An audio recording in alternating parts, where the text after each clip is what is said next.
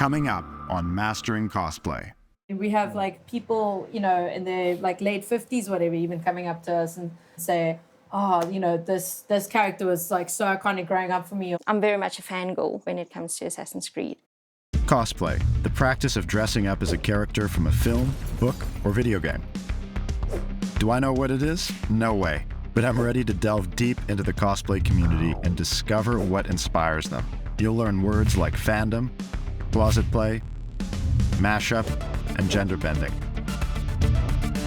I'm even contemplating dressing up in my first cosplay for Comic-Con, if I'm convinced. I'm Miles Cloutier, and if you want to be wowed, stick with me. Let's go. Well, I've come all the way to Belleville, Cape Town to meet with Luke, who's one of the top cosplayers in South Africa. I'm also going to have a chance to meet his wife, cosplay wife, Hansel.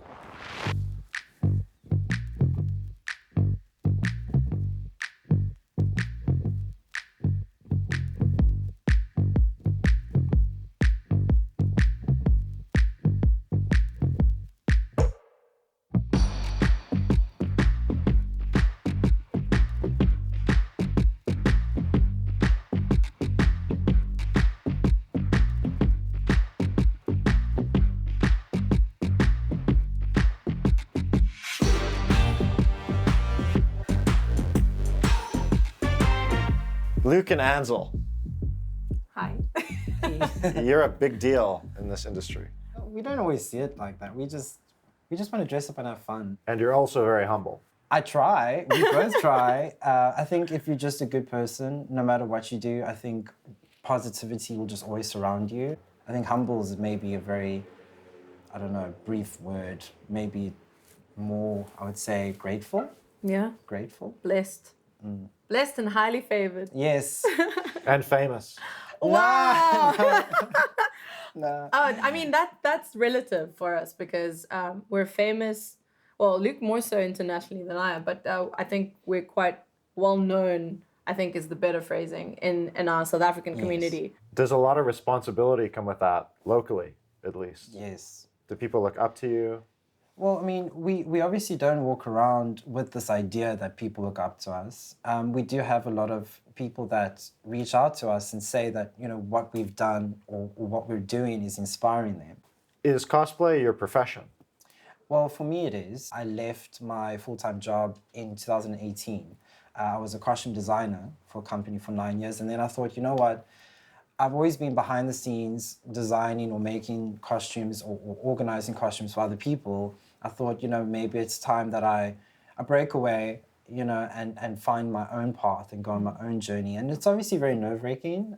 I think from when I left, the very first sort of order that came in, it was like a firecracker. It just, everything just skyrocketed from there and more things were happening. Hansel, could you tell me about your brand and how you think of that? Well, okay, so for me, I don't cosplay full-time. I have a full-time job. What do you do? I'm a graphic designer. So every sparing hour that I have in the evenings and on weekends, I work, I craft, I sew until like 1, 2 in the morning sometimes. So for me as a brand, it's been a lot of hard work to kind of build myself because I have to juggle so many things. And then on top of that, I also part own a cosplay store. It's been an interesting journey to kind of grow from humble beginnings where there was absolutely no cosplay present in Cape Town to this incredible community, right, that's now developed. You're living the dream. I'm living the dream part-time on weekends. And what's your relationship, the two of you? So we we joke with people and say that we're, you know, cosplay husband and wife, which we're not really married.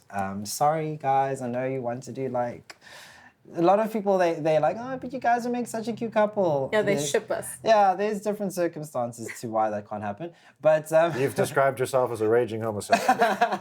basically, Yes. I mean, it is 2022. We can say that. now. Yes. Yeah. But no, we consider ourselves like cosplay partners. You'll have to tell me how you both met. Aww.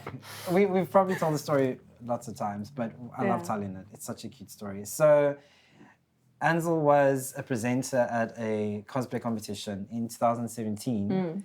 And we didn't really know each other then. We kind of walked past each other and we didn't, I was very new to the scene and shy.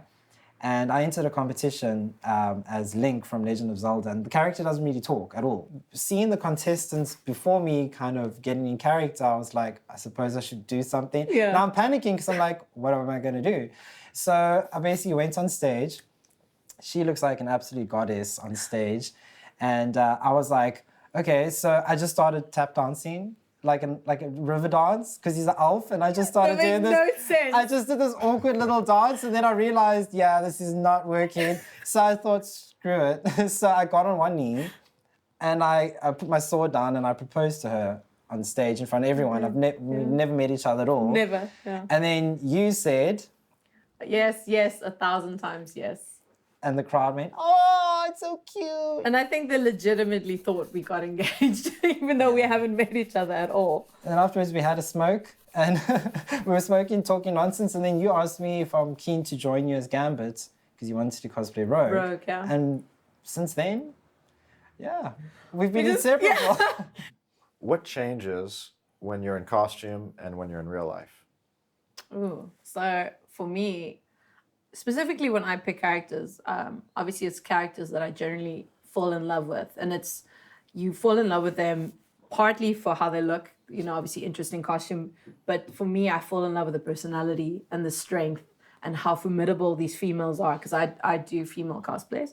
I want to channel that whenever I cosplay. So for me, I'm like this silly, crazy woman in real life, that has her insecurities and has her doubts and struggles with her day-to-day things. But when you're Wonder Woman or you're Tsunade from Naruto, you get to be those women with those incredible powers, and they're these, formidable leaders, and they just absolute role models. So your mindset kind of changes because you kind of get to be them for a day. You both do a lot of characters. Can you tell me where the inspiration comes from and how you develop these characters and personalities? How does that work? Oh, how long you got? Mostly from anime, because we're both massive anime enthusiasts. I would say gaming as well. And gaming, but gaming and television and movies, it's generally, there's less variety of characters that we go for. So, for example, if we take Lord of the Rings, there'll be one character from Lord of the Rings that we would cosplay. Just because we're more drawn to that type of character. But with anime, there's like 7 I want to do from the same anime. But was there something that set you on the path for cosplay? For me, it was in high school. So I was at this LAN and I got introduced to a lot of anime, and I was watching this anime called Cowboy Bebop. Oh man. And I saw Faye Valentine, and I just knew she was going to be the love of my life. And I had this insanely long, deep-seated feelings for this woman. Everything about her was just so crazy because it was so new, right? She had purple hair. She's wearing this ridiculous, 2-piece yellow PVC the hairs outfit, little tiny shorts. It was not practical. It made no sense for what they were doing as bounty hunters. But I just fell in love with the entire aesthetic and the ridiculousness of it. In my case, at least once a year, I like to do an original design where I'll get inspiration from something. So I'll be in the shower, I'll be sitting just, I don't know, having a cup of tea somewhere, and I'll get these random bursts of ideas, and then I start WhatsApping Ansel saying I just had this idea, and then I just spam you with pictures. Yeah. The ones that seem to be the more popular ones actually are my own designs, because I'm a costume designer. So for me, I have a platform where I can not only it's not only on paper, I can literally make that costume for myself and dress myself up like a figurine. Yeah. With your background as a costume designer and getting into cosplay, was there a tragedy or something bad that happened, or rather, has it always been inspiration for you?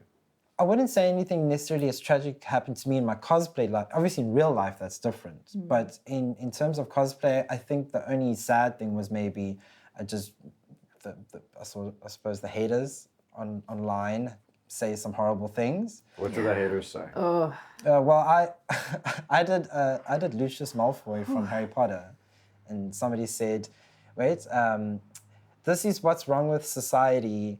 People like you getting to dress up and ruin characters like this. And I was like, well, glad someone likes it, you know. Yeah. If you're going to criticize somebody, at least know what you're talking about, because clearly you do not. I mean, I had somebody, I can't remember which character it was, they said, great cosplay, but your nose isn't the right shape. Yeah. And I'm like, sure, I'll just go get plastic surgery Yes. to suit one character I'm going to do. And there's some people that do that. yeah. Yeah, Yeah. it's true. And what are you going to be doing for Comic-Con this year? So I'm entering the competition. It's called the Champions of Cosplay. Yeah. Kind of a big deal. It's a pretty big Massive. deal. So Comic-Con Cape Town happened last year, October. And it wasn't really a convention. It was just a day for them to have the competition to pick. They needed to pick a Cape Town regional champion to send to Comic-Con Africa. So we both entered that competition last year. Ansel ended up winning the championship for needlework. So she won the needlework division. So we've got our needlework champion of Cape Town. Yes. And I won the overall championship. And because of that, you get flown to compete at Comic-Con Africa. So they fly me up to Comic-Con Africa, and I will be competing in the African finals. And then they basically pick a winner to represent Africa in the world finals. So yeah, so I'm excited. I'm very nervous because I've been working 8 months on the costume, nonstop. Yeah. Do you think you might win?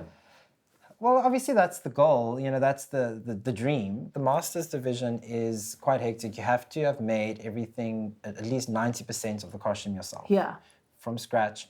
That excludes wigs and shoes. You do need to customize everything though. So you can't just put on a pair of shoes and the rest of the costume made. You have to actually change the shoes to suit your character. You have to style any wigs or makeup. Cut it. You're going to have to show it to me, and I'll tell you what I think. You'll see it at Comic-Con. You'll see it there in all its glory, hopefully. But yeah, I'm very excited. Well, if you're not showing me the raccoon, what are you showing me today? The raccoon. Raccoon is like the code name for it. Yes, I love it. We are doing Raven and Terra from Teen Titans. Very, very chilled costumes, but very comfortable and Very iconic. iconic. Yeah, so we're excited. We're going to look a little bit more blue-eyed and colorful. Very excited. I'm gonna look very gothy. Yeah. It's just my favorite. I love dark and mysterious characters, so that's definitely my flair. I'm looking forward to wearing the tiny shorts for the first time. He loves his legs. He loves showing off his Do legs. have good legs. You do. Coming up, Ansel and Luke dress up and give us more insight. Terry performs a cost test to ensure that her costume fits and moves perfectly, Well, guys, it is 2 days before Comic-Con. while Tifu receives a lesson in body paint. Felia, thank you so much for helping me with this.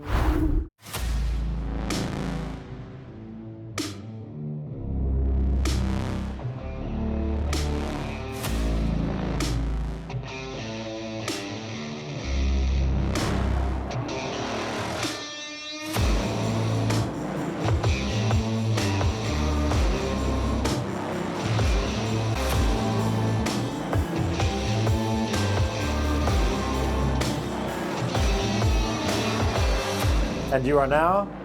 I'm Raven from Teen Titans. And I'm Terra from Teen Titans. And are you like girlfriends in superhero action?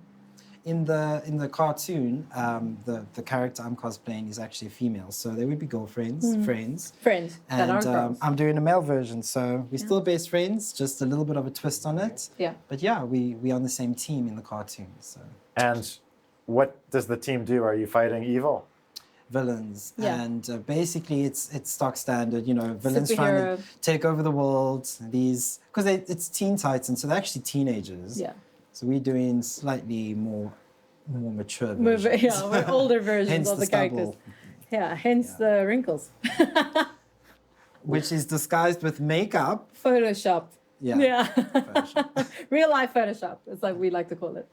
And what about the goggles? Are those swim goggles or for flying a biplane or something? So these goggles I bought a few years ago, and I actually took the lenses out to spray them, just to tint them blue. It's just standard sort of cycling goggles, and the lenses actually broke. So I made new lenses, and I popped them back in. So just to give it a blue tint, So it's a little bit more true to the reference. Yeah. How did you make lenses? So we spoke about Warbler earlier. Mm. Warbler has a transparent version. It's called Transfer Art. Mm. And basically it's quite a durable, hardy, sort of flat-sheeted plastic that you can cut out and heat it up and you can shape it over things. And you call that fabrication? Well, yeah, this is more just customization. Fabrication would be more, you know, sort of making the belt, because I made the belt from scratch. The pouches I bought and the gloves I bought. But fabrication would basically be you fabricate something that doesn't exist. Yeah. You see a reference or somebody has a vision and then you bring it to life for them. You build it from scratch. So, yeah, so I mean, this whole outfit is basically being fabricated. Although it's costume making, you know, it's sort of fabricated from nothing. Can you tell me about the jewels that you have? Okay, so these I actually did not make. I ordered these from Amazon because I have a bit of a time constraint, obviously now before Comic-Con. I really wanted to debut this costume with Luke, so I had to make some sacrifices. So I did sew everything myself, except I just obviously had to order these. You're going to have to tell me about your special magic powers. So for her, she's got like, how do I explain this? These glowing orbs. It almost looks like a sort of negative It's like a black magic, hole. that forms around her hands. Can manipulate objects. Yes, can move things. I mean, Raven, it's very like illusion, sort of dark magic, quite a dark undertone. Yeah. Whereas Terra can control rock and earth. Yeah. So sort of does that typical, you know, very superhero iconic pose where she kind of like surfs on a rock. You know, she can control. So her hands glow yellow. She controls Earth, essentially. Yeah, Earth and rock. Yeah. When people film us at Comic-Con, I think they think we have some magic gimmick. Yeah, that it's like, just going to appear. You know, which some people do. Like, some people do like a magic spell book that kind of like levitates, but it's all tricks and illusion with gut and wire. And thin wire. But I mean, I'm not going to walk around with a floating rock. I'm also not going to put orbs on my hands, because then I have literally I can do nothing for the entire day. Practicality. These type of costumes are a lot about practicality. So we want to be comfortable and still have fun and look cool, but we also want to be able to interact with people and stuff. Because a lot of the costumes we do have big props like swords and guns and big things, all fake. So it's nice to actually do a costume where we can actually hold things with both our hands. And it's also about bringing the fantasy to life, right? Like you want people to go, wow, that is that character, right? Yeah. And obviously within reason, we can't levitate and stuff like that. But like the appearance, at least, we want it to be done as much as possible. And tell me, how do people react to your costumes? That's probably one of the most exciting feelings is when you walk in and people freak out. They genuinely freak out. You know, like I've had people come up to me and ask me to sign a print or a picture as the character. I'm like, how do I sign as Jon Snow? Yeah. You know, I mean, you've walked in as well. I remember, I mean, there was this very popular anime, it still is very popular, My Hero Academia. And we did a sort of a My Hero Academia group. And I remember you and Chris, another friend of ours, was walking. And as they were walking, there were just people going, and they're like looking for their phones and they want to try and film and ask for selfies and stuff. So it's a really, really exhilarating feeling because, you know, especially when it's a character you love and now you've got all these people like... that love it with They you. are treating you like you are the actual character. Yes. Even though there's like 1,000 of us walking around, maybe there's a few different Ravens because there's a lot of people that do the same sort of characters. There are always a lot of Ravens. They solidly think you are like the character. So what's going on with your costume this year? It's a big deal, right? So I'm entering with a character named Aratak. He's a war chief from a video game called Horizon Zero Dawn. And it's a DLC pack that basically extends the story. And he's the war chief that the main protagonist, Aloy, helps with some missions and things. So he's this big, burly man. Looks amazing. I'm wearing platform shoes to make myself a little bit bigger, all padded. And I'm gonna walk on that stage and I'm gonna try and like, bring this big, burly, thunderous presence. Yes. And I hope I get to pull it off.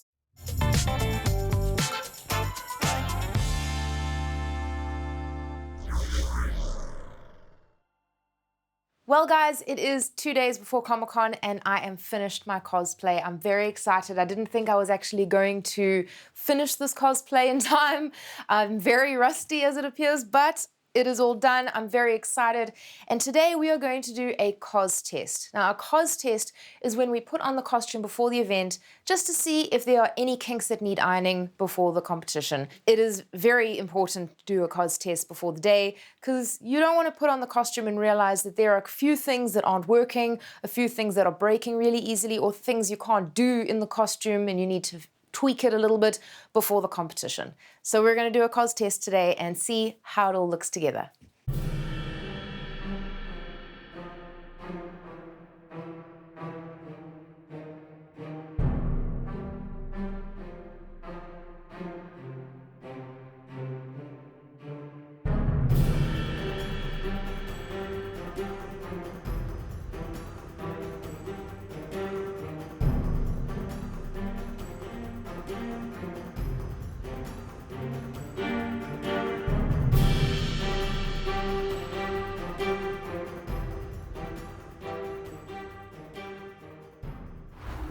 Well, I'm finished with my cos test. I'm quite happy with how it's turned out. I'm going to have very different makeup on the day. I've only just done a little bit of a smoky eye, but I'm going to have full war paint on the day.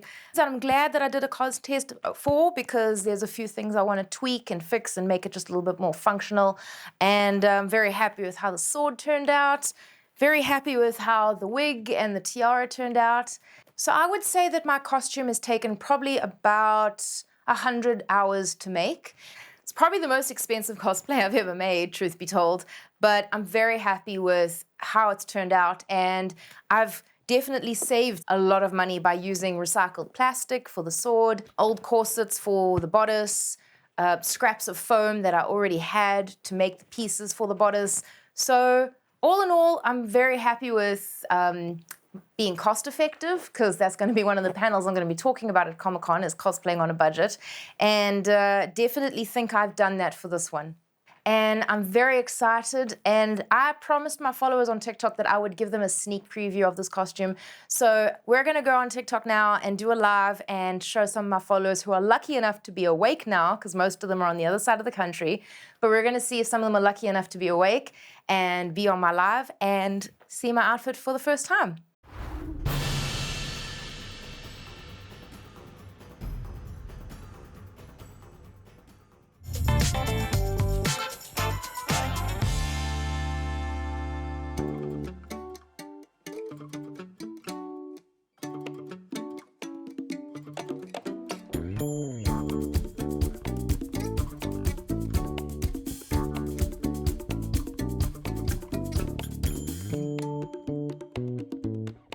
Gerlia, thank you so much for helping me with this. It's a pleasure. I don't know how I've never done it on myself before, I've never, and I really would like to learn. We'll be going for judging, and I need to be able to do it. Yeah, so now I'll show you. How long have you been doing this for? 15 years. 15 years, Yeah. wow, that's quite a long time. Yeah, obviously there will be some paint on the costume, but we'll clean that up Okay, that's fine. as soon as because we want it to be everywhere. How did you decide on this character? To be honest with you, I've always been told I look like Zoe Saldana. I think that's where it stemmed from. That just being told that I look like Zoe, and I also loved Zoe as a person. She starred on Avatar, and then I was very happy with the movie and how she was, her character on the movie was very inspiring for me and empowering. Seeing I would imagine she's African, and seeing an African woman fight for her tribe like that, just the power. I just loved her character on the movie, and that's why I chose Neytiri, and also because I think I have the body for it and the looks for it. Yeah, no, you definitely do. Thank you.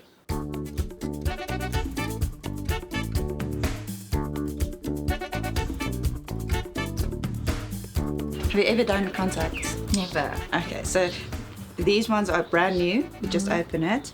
So I'm going to hold the mirror for you, and then you take your ring finger, and lift it up, and then you look away from it. And then you just press it into your eye, and then you close your eye and just wiggle it around. Like this? Yeah, exactly. just pick it up. Okay. Got it. And then you can transfer to the other finger. This one. Yeah, so just turn it around. Oh, it must Yeah. be upside. Upside down. Okay. Let me just put this down. There. Okay. And then I'll hold the mirror for you. Just look this Which way? That Yeah. way? Just take the contact. A little bit up, a little bit up. Wait. Sure. Oh, wait. No, that's fine. I felt that way. You want me to do it? I just. Okay. Do you want me to do it? Yeah. Okay, let please. me just spray my hands. It's just the uncomfortability that I felt, but I guess I have to put up with it. It's fine. Pull down, and I'm gonna pull up this side. Okay, close your eyes. And wiggle, wiggle. Like, Yeah. look. Yeah, just wiggle it around. Don't worry. Open, let me just see where it is. It's perfect. It's perfect. You want to see? Yes, please. See the difference. Oh, it's beautiful. I love it. How long does it stay for? No, you can keep it in the whole day. Just a day? Yeah, and then afterwards, if you take it out, you can put it just back into the water that it came in. Okay, so you can't sleep with it? No. You good? Yeah. Ready for the other one? Yeah. I'm here in Mayerton to meet with Liesel. She has a craft with incredible attention to detail. Let's go find out what makes her tick.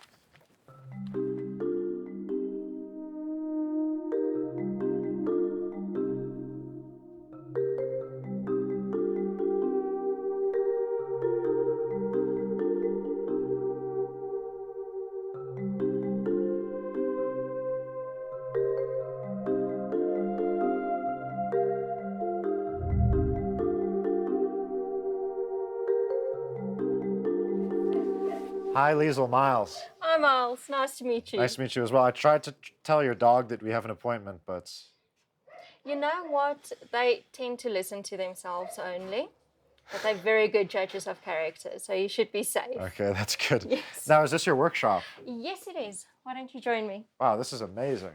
Liesel, this is your business here. Yes, it is. So I cosplay, and I also do commissions for people. So if there's a character that you want brought to life, I'm one of the people that you contact. And what sort of people come to you? Normally people who's too busy to do it themselves, but it is people who absolutely love cosplaying.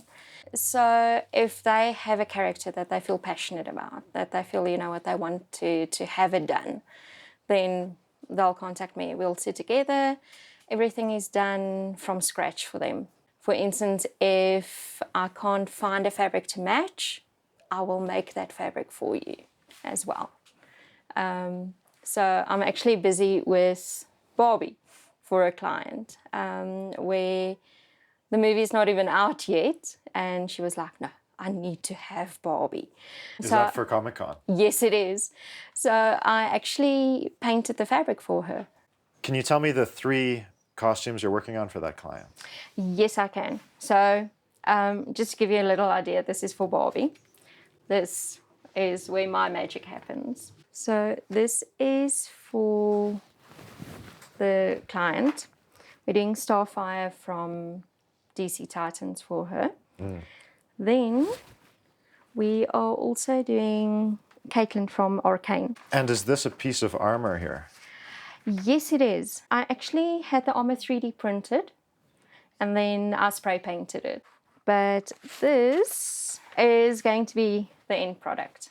Probably her dream outfit, I think at the moment, except for Starfire, is Barbie. And that is this outfit. I've seen this one recently. Yes. And you've made these stars yourself. Yes, I did. So what we actually did is we 3D printed stencils for the stars, and I then painted them in on the fabric. But each little star is individually painted onto the fabric. So these are for the bell bottoms, and then there's still stars that goes on the collar, and she's got 2 big stars on her butt that we also painted for the client. What color pink is this? This is just Barbie pink. I think anywhere in the world, if you're going to ask for Barbie pink, they're going to give you the right pink. The fabric was obviously specifically made for the movie, the design on it. So you have to improvise at times when you do commissions. So that's actually one of the parts that I love about cosplay, is that I get to manufacture people's dreams. What got you started in cosplay? I got brought into cosplay by my late brother. He was known for his Sub-Zero cosplays. He introduced me to cosplay.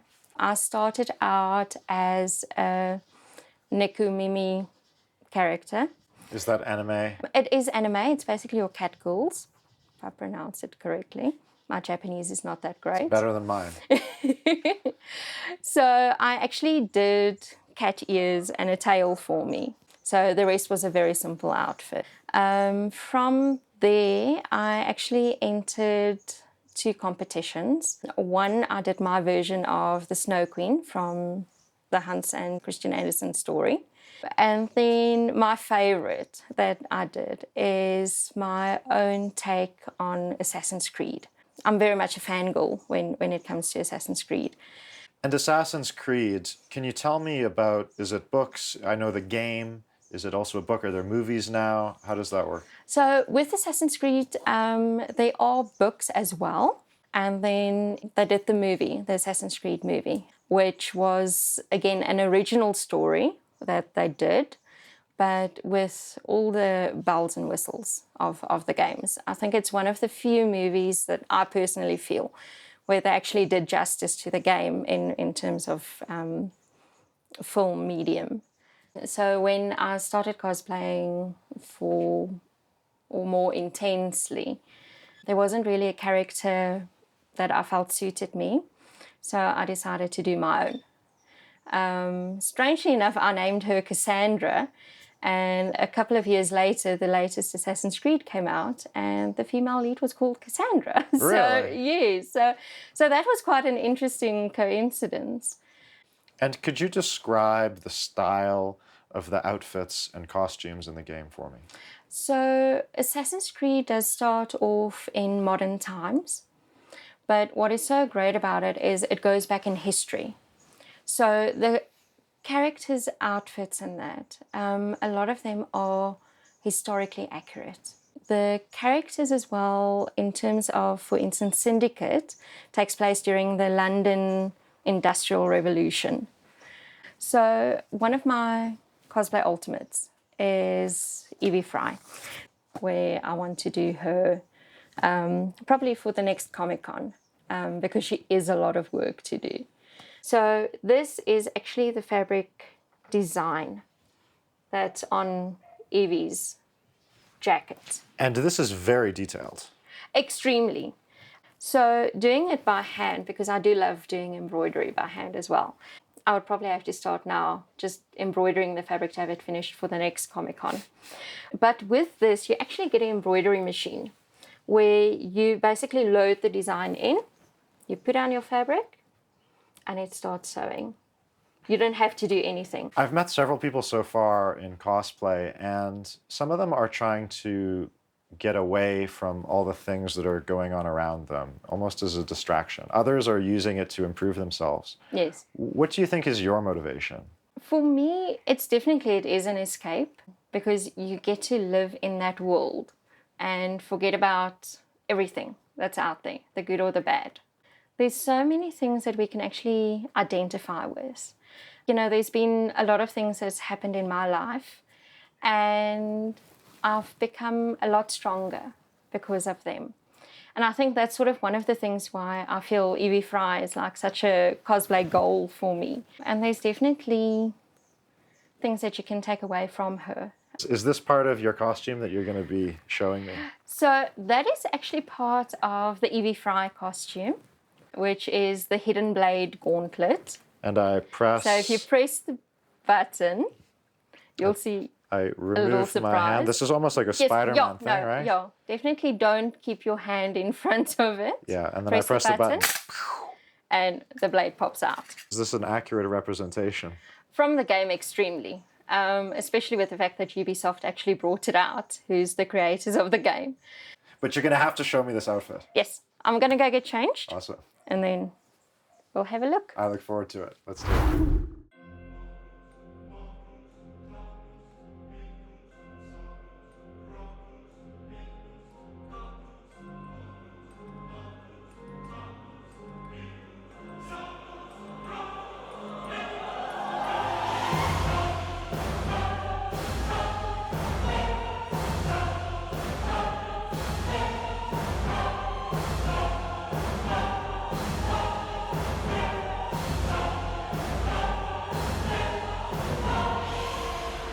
Now, this is your character, Cassandra, your original character. That's correct, yes. Can you tell me about your motivation for creating her? So when I came to know about Assassin's Creed, most of the main characters were men. I think there was one strong female character, but she wasn't a main character. So I felt, you know what, I need to do something for me that will link up to the game, be true to the feel of it, and just look great, so to speak. And how do you feel when you're dressed up as Cassandra? So obviously with Assassin's Creed, it's all about empowerment. And it does make me feel quite powerful. I think you might have noticed as well that body language changes and so on. So it's just an awesome feeling to be dressed up as someone with this kind of power. And could you show me some of the attention to detail you've had in creating this outfit? So what I've done is I sculpted the gauntlets. We started with the logo of the Assassin's Creed game. From there, I added things that were armor related, but also that relate to the game itself. It also looks worn. Yes. So Have you used this in battle? I think in my dreams, I've literally used it in battle. So once the sculpting was done and the mold made and the resin casting was done, with the painting and so on, you make it look a bit worn, you know, fight weary and so on. So it definitely has that feel. And it actually makes you feel as well as though you were part of the battle. And what about the embroidery on the back? So the embroidery that I did on the back, I had actually based also on the logo, but then I felt that I needed a little something extra. So I added the Celtic wings to the side of it. And this was actually so much fun because it's hand embroidered. And it took me about 24 to 25 hours to do the whole embroidery set as everything was done by hand. Yeah, it's fantastic. I think it makes a real statement. No, thank you so And much. what about, are you wearing leather pants? Yes, they are. And are they hot? They are extremely hot. Sometimes you've got to suffer a little bit for your cosplay. What about your prop? So an assassin always has a blade. So this is linked a little bit more to, I think, a Turkish feel, if I look at the design on it. And then it is a dual blade. Wow. That, again, is real blades. You can put them back together and use them as you would a nightstick for blocking and so on. Now, you've had this character for some time. Have you ever entered in competition? Yes, I did. When I originally made her, I entered into a competition. I didn't quite fall into the categories that they had available. However, I was lucky enough to have won a Judge's Choice award with the costume. You're on a real journey in cosplay. Where do you think you're going next? I'm hoping, obviously, for the commission side of my things, you know, helping clients realize their dreams, that will take off and become much bigger. You know, and with that, you can even look at, you know, getting other people to assist me and help me in making people's dreams come true. Well, I wish you the best of luck. That's amazing. Thank you so much. Thank you, Liesl.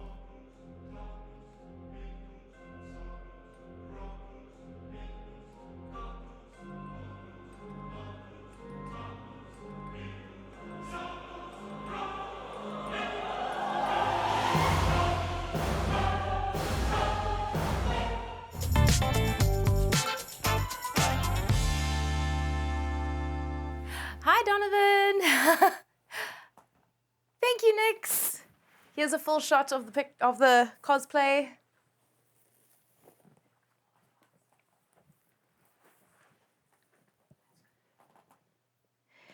Yes, I'm giving it a test run before Friday. Well, not Friday, Thursday. I'm wearing this on Thursday, but it's always important to do cos tests before the actual day of wearing them so that you know that they all work and all look good. Do you know what you would look great with? What? Oh, that hard work definitely paid off. Thank you. I already have a belt around my waist. I'm not going to wear a wrestling belt around my waist. I can't add stuff to this. I can't risk damaging it before the competition. It came out so amazing. Thank you. Ready for battle. Yes. I love all the texture you got there. Yeah, there's a lot of texture. Oh my goodness. Thank you so much for the gifts, Fran. Oh, wow. Thank you for the GGs. I don't know what GGs are, but thank you very much for them and for the roses. You look amazing. Thank you, Donovan. I'm really happy with how it turned out. The cape as well. I mean, you guys have been on the journey with me this whole time. You guys have been watching me make the armor pieces, the sword, the bodice even. You've watched me make the cape and sit and burn it outside, and you guys were so scared of me getting burnt. Thank you for the likes, guys. Oh my gosh, we went from 11 likes to 238 likes in like 2 seconds. Wow. When is your Comic-Con panel? My Comic-Con panel is at 2:15 on the Friday in the Pop Culture Zone. So if you come and see me for print sales beforehand, I can tell you exactly where it is. The gods are pleased with your sacrifice. Oh, Vigilante Bobby, thank you so much for the garland headpiece. Wow, you just became the top viewer. Congrats. Oh my gosh, we're at 1.2 thousand likes. Wow, guys. That's amazing. Yes, I'm sure you'll be able to get a pic with me. Thank you very much. Do you guys want to see a long shot of it? Hang on, let me just pan the camera down a bit.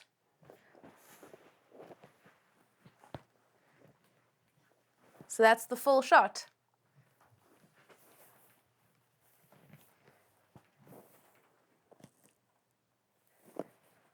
Looks amazing. Thank you, Morgan. It's been a lot of hard work, and I've really appreciate all the followers who have been here watching me while I've been doing this.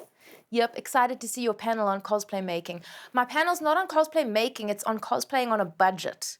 Because I've noticed that when I ever talk about cosplay, I get so many comments from people saying, I wish I could cosplay, but I'm broke. Or I wish I could cosplay, but it's so expensive. Or I wish I could cosplay, but I don't have the money. And I'm here to tell you, you can cosplay without money. If there's a will, there's a way. And the color of it is stunning. Thank you. So the panel is going to be on all my tricks of the trade on how to cosplay cost effectively. I'm going to be covering all the do's and don'ts, and there's going to be a pop quiz at the end of it, and I'm going to be giving away a few little prizes for those who get the questions right if they've been paying attention during my panel.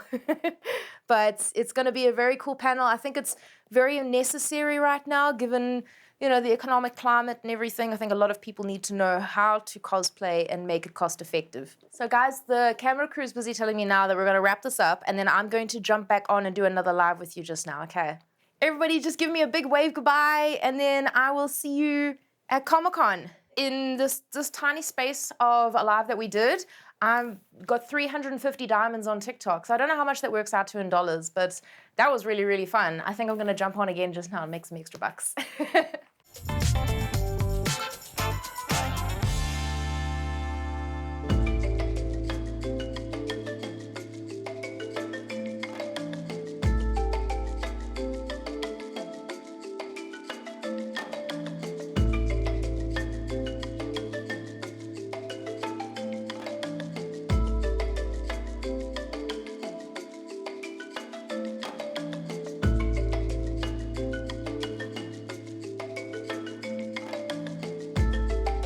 So, here you go.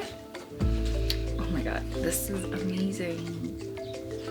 Are Are you happy? You're so good at this. Oh my God, thank you so much It's a for pleasure. doing this with me and for teaching me how to do it. It's amazing. I'm really happy. I'm really excited with how everything turned out. The face looks amazing. Karia did an amazing job. And it's a few days to Comic-Con and I can't believe I managed to get everything done. And yeah, I'm really excited. I'm happy. Well, that's the end of my trip to Cape Town. Next up, I'll be getting my costume ready for the big event, Comic-Con. Cosplay lingo for today. Warbler. Warbler is a non-toxic thermoplastic sheet material made partially from wood pulp. Warbler softens at 194 degrees Fahrenheit, 90 degrees Celsius, which means you can usually mold it with your bare hands and feel like a superhero. Cost test. A cost test in cosplay is testing out a cosplay. So a hair, wig, or makeup, etc., to see how it looks and where it needs improvement.